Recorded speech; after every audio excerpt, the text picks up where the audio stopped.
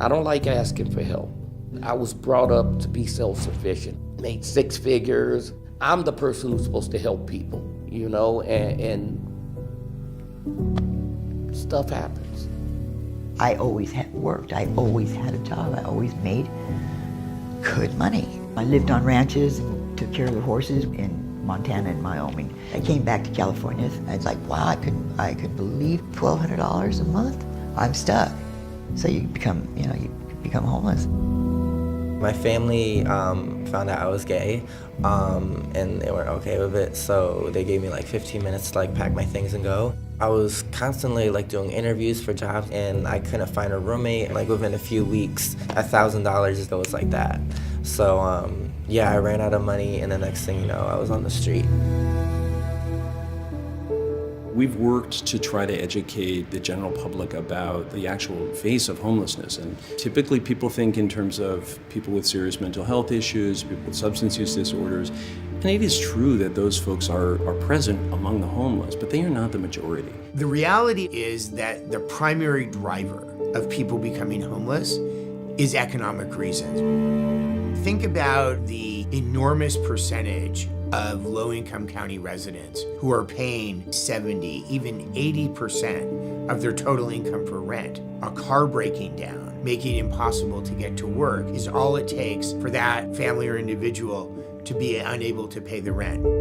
All it takes really is one bad day. It just takes one bad day, and it can happen to anybody. Los Angeles County is home to an unprecedented collaborative movement to prevent and combat homelessness. We went to Los Angeles County voters in March of 2017, and the voters approved a sales tax known as Measure H. And we're using that to support the largest, most comprehensive, most sophisticated effort to prevent and combat homelessness in the history of this country. If we looked across all the people that our system touched last year, it's more than 75,000 people. What LAHSA does is prevention for people who are on the edge, outreach for people who are out on our streets, temporary housing, but the key direction is to get people into permanent housing. We have more than doubled the number of homeless families and adults moving into permanent housing each year in the last 3 years. We're housing more people than ever before. We're entering more people into the coordinated entry system. So more people are accessing resources than ever before. But the fact is, we don't have enough housing. We just don't. This year, countywide, we saw a 12% increase in people experiencing homelessness. While we are housing people faster, people are falling into homelessness faster.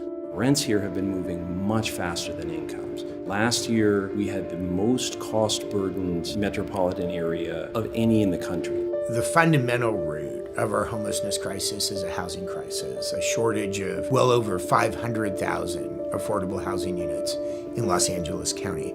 Every day I'm having to tell families that, I'm sorry, we don't have placement. You're gonna have to check back in. Space is an issue.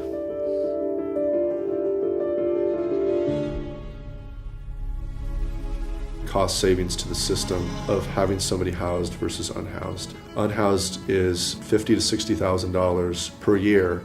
To house somebody is probably 20% of that number, and it results in an outcome that nobody would argue with.